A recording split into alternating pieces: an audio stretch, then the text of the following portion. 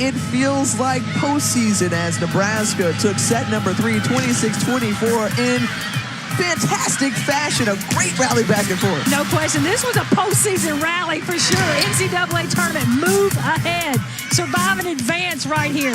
Nebraska hanging tough in this rally, needing it so bad. But look at the hustle by Oregon. They get this ball back over.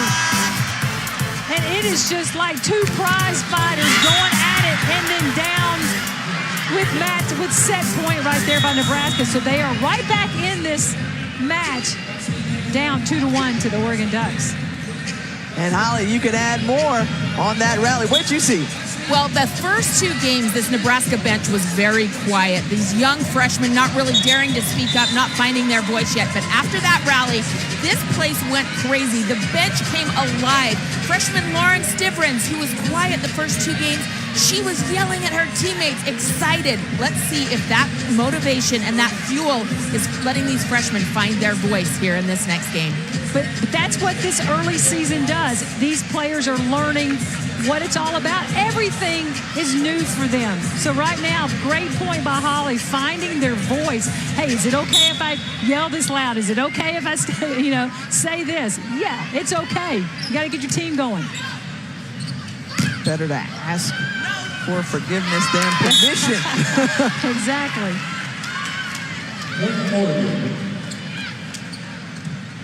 Well, I will say to start off the fourth set, the Ducks still look very loose. Willow Johnson, Ronica Stone out there dancing just before they served it up. So let's see now that both teams may be playing a little bit more freely. Probably we'll see a lot more of those great rallies that we just saw to end the third. Well, Oregon, I'm sure, disappointed in losing the set, but they don't have anything to be disappointed in. It was just a Nebraska just really hung tough and a little tougher there at the end. But you see Oregon, they'll play the same, but I think we're going to see a little bit better out of Nebraska.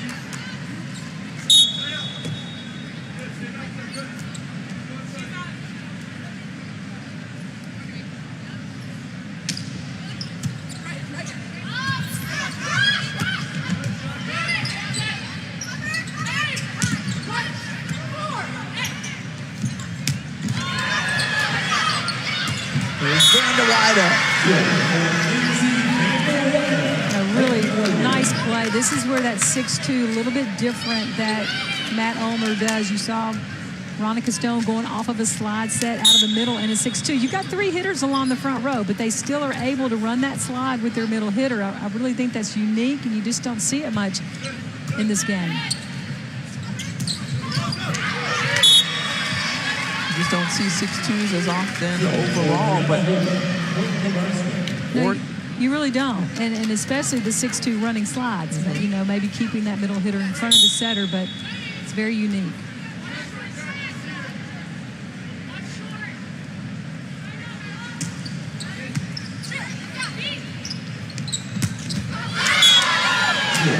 Vanderwide just wanted to lay down the hammer on that one. Seems like she's just gotten more confident as the match has gone. She's really finding her rhythm, and she's up on that ball and just turns it perfectly down the line away from the block. 3 of the last 4 points have come by way of Vanderwide. She's got an extra bounce in her step. And right there to have access tonight at the net is Samik Gill. Yeah, beautiful block by Gill right there. Does a great job getting up quick. Knows exactly. Good read right here on where the ball is going. Does not get fooled by Stivrins.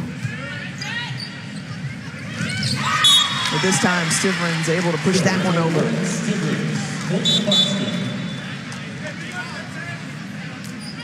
Stivrins, whose dad played hoops at Lincoln East and then at Creighton. So comes from an athletic background. And you think about, we just mentioning Creighton, just the volleyball in general in Nebraska. I mean, pretty stout, wouldn't you say now? Outstanding high school volleyball, club volleyball, and it's definitely the trickle-down effect into the schools in Nebraska. But Creighton's done a great job building their program over the last few years and really making a lot of noise in the NCAA tournament. And Shamik Gill has been so effective in the middle with the block. She's got 6 of them in total. That matches the entire total for Nebraska. Yeah, she's got really nice quick hops, and she's doing a good job reading where Nebraska's going to run their offense.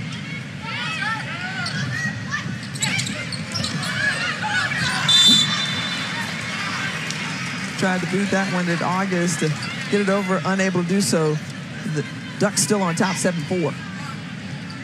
You know, another thing we haven't really talked about, a little bit of maybe Nebraska's struggle in the first 2 sets. You know, Michaela Fecky, being a junior, she's been surrounded by great talent in her career at Nebraska. She's now got more of that pressure on her from a leadership standpoint, from a point production standpoint. She's got a lot of responsibility, a lot more responsibility, and also a 6 rotation player. So she's got some filling out to do with her game as this Nebraska team goes on through the season. And just as much as you want to see how the player is going to perform skill-wise, you also want to just check out the mental toughness and where they are. And again, this is still very early in the season, but that elevated role for Michaela Fecky will be one I think she's going to step into nicely. But she has the ability to. There's no question about it.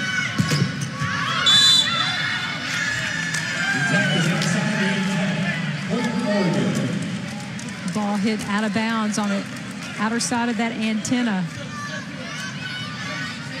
is the call. So Michaela Fecky, again, she's going to get a lot of swings this year. A lot is going to be on her shoulders for this Nebraska team. But she also has a lot of help. It's just young right now. As it continues to develop, takes a little bit more off of her plate. But she is the returning leader of this team along with Kelly Hunter. She got to have some experience internationally with the USA Volleyball program. We mentioned already the most outstanding player as a freshman on that national championship run. Animal science major. She's got to find ways to dissect her opponents. She does. And as a junior, people are more, they understand her. They adapt. They're going to adapt to how she swings at the ball. And she's a creative swinger. She can change in the air. She can kill you across court down the line, and she can move in the air and change her angles. So, but blocks are going to be ready for her more in her junior year than ever before. And calling her name, Fecky, one more time. Holy Fecky, as we send it over to Holly. Well, she has really done a great job. You know, she comes in, becomes the most outstanding player as a freshman at the national championship game. No pressure, right? But she wasn't in great shape yet. She hadn't had that weight room conditioning experience. So now, almost 3 years of weight room conditioning. Michaela has come in much better shape this year. She's strong, she's leaner, and we're seeing those results on the floor. And we've watched her now. This is our 3rd year to see Nebraska, well, longer than that, but to see Michaela Fecky. She definitely looks fantastic. And you've got to understand, if you're going to play 6 rotations, you have to be in shape. That is a conditioning, that is as much about conditioning as it is anything else, but definitely is in great shape to do that. She made that commitment in the offseason. She's looking forward to payoff here as Nebraska is on a 3-0 run.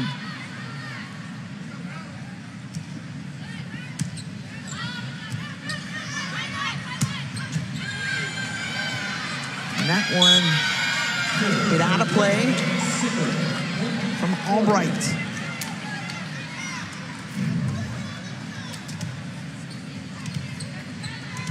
Yeah, just a hard hit. Hard hit, just can't handle it right there. And those are plays that will get better for Nebraska defensively, because that was a diggable ball right there. Holman says, "You denied me once, not twice though." Yeah, she can get up and hang. She's got some hang time up there, but is able to put it away. The one thing you want to do, you don't want to get up there and keep the ball alive. You've got to put it down. She gets the kill on that. She's jumped better than 25 inches. She's got a total of 75 jumps and jump count And that vert technology kind of equates to pitch count if you're a baseball fan, just so you kind of have an idea of why they're tracking it, why they're keeping an eye on it. When you watch Brianna Holman warm up, or you watch her really get a hold of a ball in the middle, you would think it's higher. She jumps higher than 25 inches. So I'm waiting for her to just bust out and give us one of those 30s here at some point.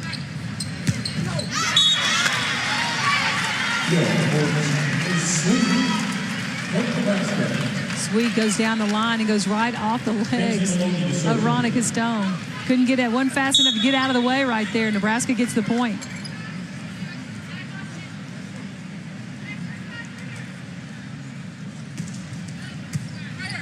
Good crowd on hand here at the Exact Tech Arena. Stephen O'Connell Center for the Vert Challenge.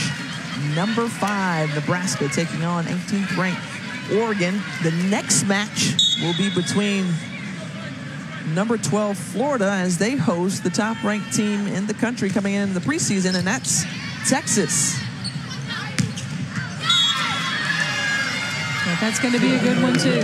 You see this Exact Tech Arena starting to fill up right now, getting in anticipation of that Texas match. So that's one that's been circled on the calendar for Florida a couple of years. So they're excited about this one tonight.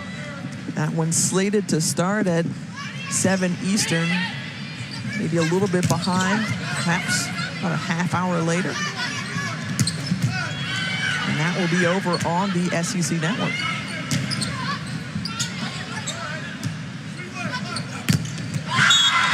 How about Jazz Sweet says, I'm too sweet on the block. I'm sure Holly liked that one. But right there, you saw Jazz Sweet is there, and that's one of those swings that Vanderweyde might have wanted to take back, because she goes right at it, goes at it hard. Just didn't have the opportunity to get past it, but great job by Jazz Sweet getting there and getting over and taking that angle away. So 7 blocks now for Nebraska. And August tried to hit that deep corner. And just a little bit too much umph on it.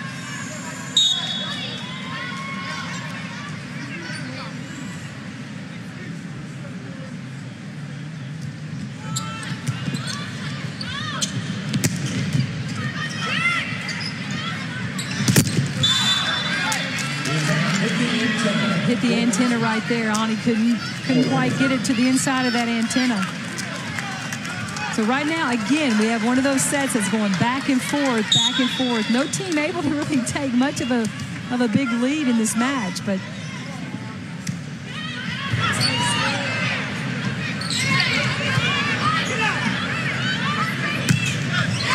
August right between Fecky and Townsend to go down. Right in the gap. And you see, really, Oregon continues to show us why they run the 6-2. So many capable hitters. So Matt Omer wants to keep them on the floor and take advantage of those opportunities of hitters being able to get a hold of a lot of balls. Well, Nebraska has a 1-point advantage as the timeout is taken on the floor. And we talked about just how Jazz Sweet has kind of quietly gone about her work throughout this match, but she's leading the Huskers with 13 kills. They did a great job getting outside, making her approach to get the most out of her swings. Boy, she's just a freshman. She's going to be a good one as she continues to grow in this game and expand what she's able to do with those balls. And you see just her facial expressions, just pretty even keeled, not too high, not too low, just like business as usual. This is what I do. Right, and then, I don't know, that's low key. That's low key for Jazz Sweet, but she's sweet tea when it comes to getting up and killing balls. 13 kills, 2 blocks, and let's don't forget, she's about 6'3" out there on that right side, so she's also being able to bring the power blocking on that right side, going against the opponent's strongest left side hitter. So she's got a lot on her plate as a freshman on the right side.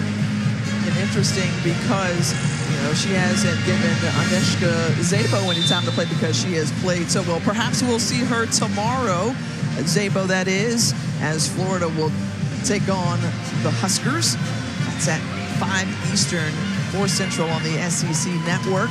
Of course, after that is Texas and Oregon, so a good test for these Ducks to take on the top-ranked team and the team that everybody's talking about, but certainly Mary Wise, she's not fretting, she's not worried, she's not afraid. Back in that 2015 season when they met in the regular season, they were able to take down the Longhorns here in this arena. I tell you, Mary Wise feels good right now. She knows she has a good, solid team. They're ranked 12th in the preseason. They're experienced. She's got a lot of returning players, 6 seniors, 5 seniors. So that's a lot of experience on the floor to go along with some good young talent. So Florida this year has a good chance to be there in the end. Anytime you have a player like Ramon Al-Hassan on your team and the height, she came in, she's 6'4", now you have Rachel Kramer, who's 6'8". 6'8". So towering over several players that can do some damage, and we will see how they fare against Texas in this next match. So Nell Fortner, Holly Rowe, Tiffany Green here with you from the Vert Challenge. And number 5, Nebraska, trying to dig themselves out of a 2-1 hole. They were able to win set number 3, and again, another tightly contested set between these two. It keeps going back and forth in this seesaw battle.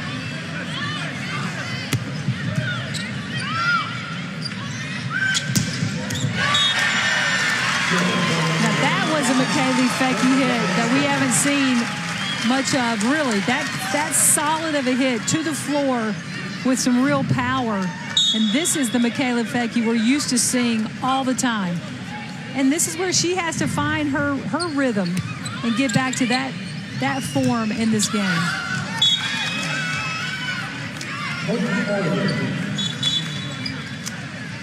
Let's have a quick check with our Holly Rowe. Well, now you're talking about McKaylee Fecky really going hard at that last swing, and Coach John Cook is sitting right beside me over here on the sideline. And earlier in the set, too, he kept yelling at her, rip it, rip it. He was getting a little frustrated. She had too many roll shots, too many soft shots.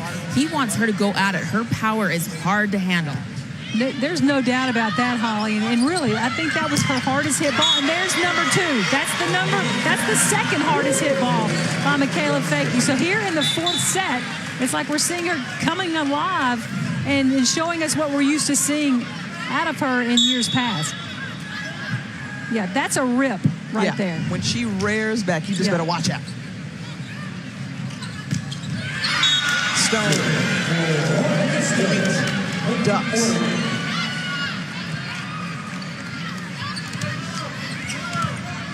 Ronica, one of those young players for Oregon, still hasn't even peaked with her talent. She's still learning things every day.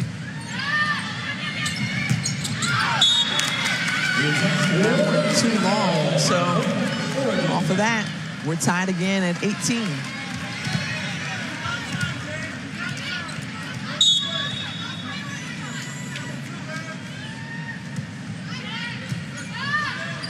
That's 3 out of 5.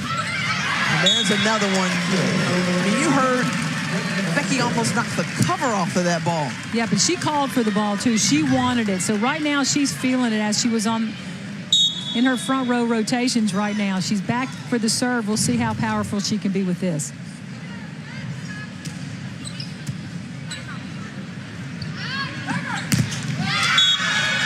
There's Willow Johnson. Got it off the trees and tools the shot. Now the 8th tie of the set.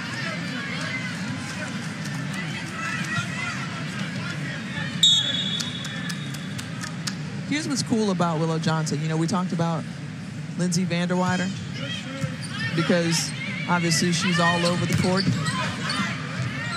She's the upperclassman and one that's going to carry this team. But Willow Johnson is right there with him. 13 kills, 387 average. Do you call her the big unit junior? Yeah. Or big unit 2.0? Or perhaps she just wants maybe her own. Monica. The little big unit. I like That's a that good one. I like from our that one. producer, through Irvine. She's like, look at me. There's nothing little about me. Well, this is what's interesting. She's hitting 387, but the one thing I always look at is errors, because players get a lot of players get a lot of attacks, but she only has one error. Now, when you can in your fourth set and you only have one error and you're hitting 387, that's a good number. That's a tremendous number.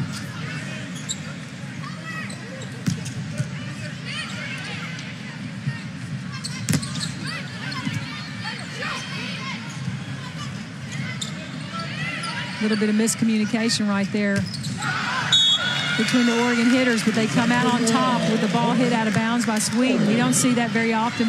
We haven't seen that today very often by Jazz Sweet. Just her second hitting error of the match. Again, here we are, tied, one up, or in the 20s, and it just comes down to who can serve right now. You got to serve tough, but you got to serve in.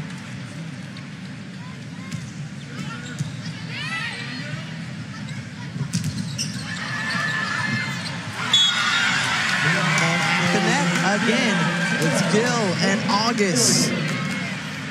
This is Becky out of the backcourt right here where she can be effective. Now, this is a part of her game that has to continue to improve. But right now, the Oregon block really had her number on this. When she's in the back row, they're ready for her right there. August swings over and gets that ball to go down. But this is an effective play for Nebraska, and it will be as the season continues. Becky out of the backcourt, hitting behind the 10-foot line. But great job by August, hanging tough, swinging her arms over just in time to get a piece of that ball. So Oregon on a run after being down 18-16 in this fourth set. They hauled off 6 points, just 2 for Nebraska.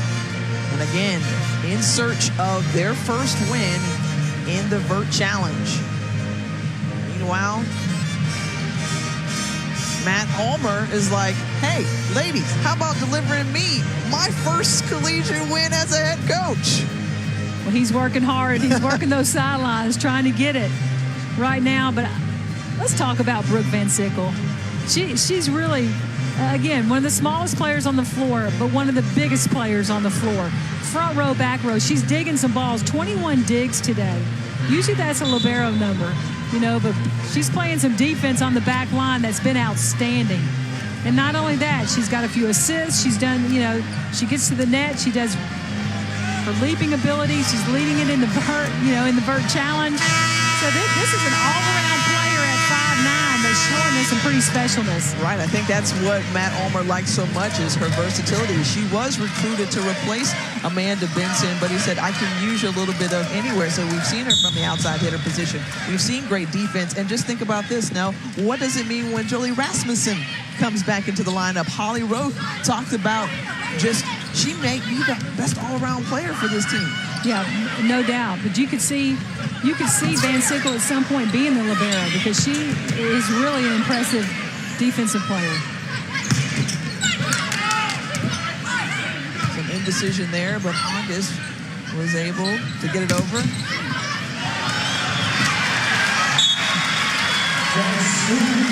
And Jazz Sweet does it again. Continues just to go about her work like, yeah. 14 kills, yeah.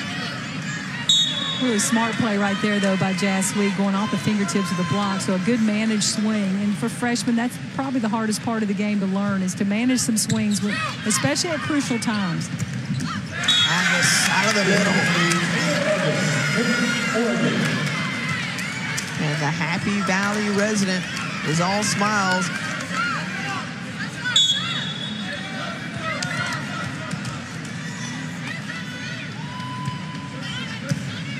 Just 2 points away from taking the match. August once again. Atherton over to Albright. And Albright able to get the cross-court shot in. A beautiful shot right past the block. She got the angle on the ball and found the open spot on the floor. The block got all bunched up on one side. Albright reads it and goes right past it. Really nice play. Rasky tight to the net, sets up Van Sickle. Match point. Oregon. Okay, I'd like to know what her vert was on that because she got up on top of this ball and puts it straight to the floor. Beautiful play by Van Sickle. At a crucial time in the match, she was not afraid to just go for it. She gets out wide, but this ball's going straight down, straight past the arms, right down the line. But look how high she gets up. We got to get the number. Do we have that vert number? Van Sickle not disappointing in the jumping department not today. Not at all, Bill. Don't you remember when you used to get up like that? Do I?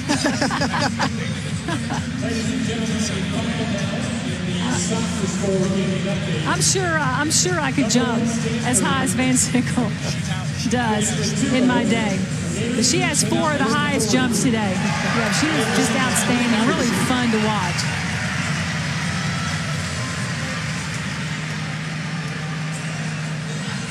Well, this is going to be a really interesting part of Oregon's maturation right now. They're up 24-22. Can they close it out?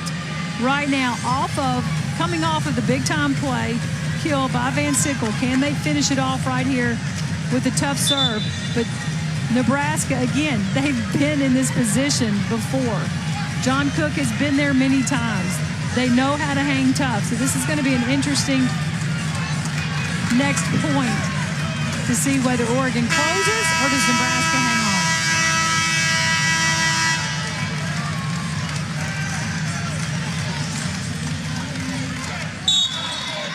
Again, this vert challenge gives you a feel for what may happen in November and December. Becky able to stave off the match point. A really nice job by Nebraska. Good ball control right there. They got the ball to the exact person that had to have it for that kill, and that was Michaela Fecky. The freshman Haley Dinsberger coming in to serve.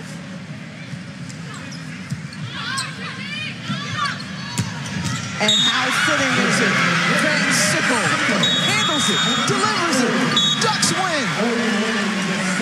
She is so impressive at her size. The ability to get up on the ball, but so impressive with how hard she hits the ball, how fast she cracks that arm and gets the ball to the floor.